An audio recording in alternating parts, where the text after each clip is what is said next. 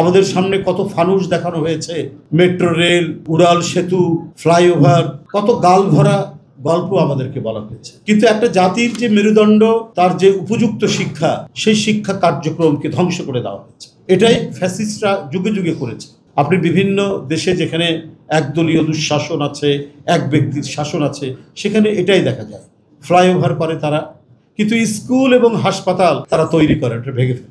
বিশ্ববিদ্যালয়ের ছেলেরা যে অসাধারণ কাজটি সম্পন্ন করেছেন এবং আন্তর্জাতিক প্রতিযোগিতায় অবতীর্ণ হচ্ছেন, এটা শুধু সেই পরিবারের জন্য নয়, গোটা জাতির জন্য আমি মনে করি গৌরবে। তাদের এই অর্জন শুধু ব্যক্তিগত অর্জন নয়, গোটা জাতির জন্য এটি একটি মহিমান্বিত অর্জন বলে আমি মনে করি। রেসিং কার বানানো চারটিখানি কথা। তারা চীনের মতো উত্তর ক্রমবর্ধমান একটি আধুনিক প্রযুক্তির দেশে পরিণত হওয়া একটি দেশে প্রতিযোগিতায় অবতীর্ণ হচ্ছেন, যাদের উদ্ভাবনী শক্তির মধ্যে দিয়ে ইঞ্জিন ছাড়া গাড়ির অন্যান্য যন্ত্রাংশ যারা ইতিমধ্যে তৈরি করেছেন এখন প্রতিযোগিতার পথে। এটা শুনলেই আমাদের অত্যন্ত ভালো লাগে, আনন্দ লাগে যে আমরাও পারি। আমরা যদি একটু সুযোগ থাকে তাহলে আমাদের ছেলেরাও অসাধ্য সাধন করতে পারে। আমরা বিএনপি পরিবার সেদিন ব্রাহ্মণবাড়িয়ায় ছুটে গেছে, ম্যাট্রিক পাশ করেনি, এখন স্কুলের ছাত্র, ক্লাস 8-এ পড়ে।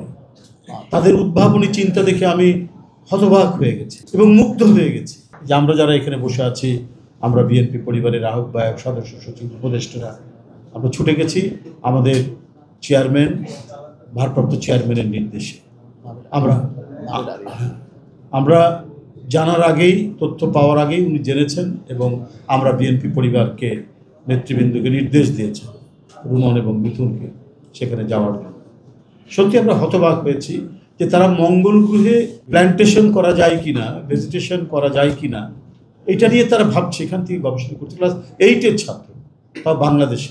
আর মনোবল হতে হয় স্পাদৃঢ়। জেরুজালেম 25 বছরের পথ চলায় নিরাপদে রাখার প্রত্যয়ে। যেখানে শিক্ষার মান এখনো উন্নত নয় ততটুকু, শিক্ষার যে পাঠ্যক্রম সেটাও আপডেট নয়, শিক্ষার যে অবকাঠামোগত দিক সেটিও আশেপাশের অন্যান্য দেশের সাথে তুলনা করা যায় না, যেখানে শিক্ষক এবং ছাত্র উভয়ই প্রযুক্তি নির্ভর শিক্ষা থেকে অনেকটা দূর পিছিয়ে আছে। ক্রমাগতভাবে আধুনিক প্রযুক্তির শিক্ষার সাথে আমরা যেখানে তাল মিলিয়ে একই সাথে যেতে পারছি না, তখন কোনো জায়গায় বিক্ষিপ্তভাবে আমরা মেধার যে স্ফুরণ দেখতে পাই, এটা তো ভাবাই যায় না।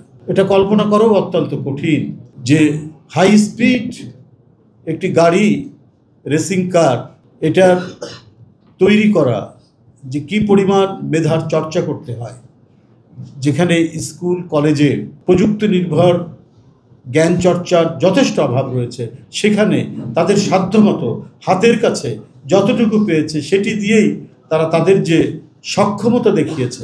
তাহলে আগামীতে যদি সত্যিকার অর্থেই আমাদের শিক্ষা কার্যক্রম যদি প্রযুক্তি নির্ভর হয়ে ওঠে, আমাদের পাঠ্যক্রমের মধ্যে আমরা যদি আধুনিক প্রযুক্তির নানা দিক যদি আমরা অঙ্গীভূত করতে পারি, আমাদের শিক্ষকদেরকে আমরা আরও প্রশিক্ষণের মাধ্যমে তাদেরকে যদি শিক্ষা দানের উপযুক্ত করতে পারি, প্রযুক্তি নির্ভর শিক্ষা দানের উপযুক্ত, তাহলে আমরা অনেক জেমস মেডিসন পাবো, আমরা ফ্যারাডে পাবো, আমরা অনেক বড় বড় বিজ্ঞানী এবং প্রযুক্তিবিদ পাবো। এটা শুধু কথার কথা নয়, এটা অত্যন্ত বাস্তব এবং এটা অত্যন্ত সত্য কথা। এদেশের সরকারি এবং বেসরকারি প্রায় 40% বিদ্যালয়ে, এটা হচ্ছে গণমাধ্যমের রিপোর্ট, বিদ্যালয়ে আপনার আধুনিক প্রযুক্তি নির্ভর বা প্রযুক্তি নির্ভর কোনো শিক্ষা কার্যক্রম নেই। 40%, কম কথা নয়। এবং সেটা গ্রামীণ অঞ্চলে আরও কঠিন অবস্থা। শহরে যদি কিছুটাও থাকে, কিন্তু গ্রামীণ অঞ্চলে এটার এই ঘাটতি আরও তীব্র, আরও বেশি। আমরা সেই দেশে বসবাস করছি। আমাদের সামনে কত ফানুস দেখানো হয়েছে, মেট্রো রেল, উড়াল সেতু, ফ্লাইওভার, কত গালভরা গল্প আমাদেরকে বলা হয়েছে। কিন্তু একটা জাতির যে মেরুদণ্ড, তার যে উপযুক্ত শিক্ষা, সেই শিক্ষা কার্যক্রমকে ধ্বংস করে দেওয়া হয়েছে। এটাই ফ্যাসিস্টরা যুগে যুগে করেছে। আপনি বিভিন্ন দেশে যেখানে একদলীয় দুঃশাসন আছে, এক ব্যক্তির শাসন আছে, সেখানে এটাই দেখা যায়। ফ্লাইওভার করে তারা, কিন্তু স্কুল এবং হাসপাতাল তারা তৈরি করে, এটা ভেঙে ফেলে। আজকে আপনি গ্রামগঞ্জে যাবেন, আপনি বিভিন্ন ইয়েতে যাবেন, জেলা শহরগুলোতে যাবেন, দেখবেন প্রাইমারি স্কুলের হাল এতই মানে খারাপ অবস্থা। আমি নিজের চোখে দেখেছি। আমার বাড়ির পাশে মালতীনগর হাই স্কুল বলে একটি স্কুল আছে বগুড়ায়। ওই স্কুলের ভিতরে উইপোকার ডিবি হয়েছে এবং এরকম আরও বিপন্ন, বিপর্যস্ত এবং জীর্ণ দশা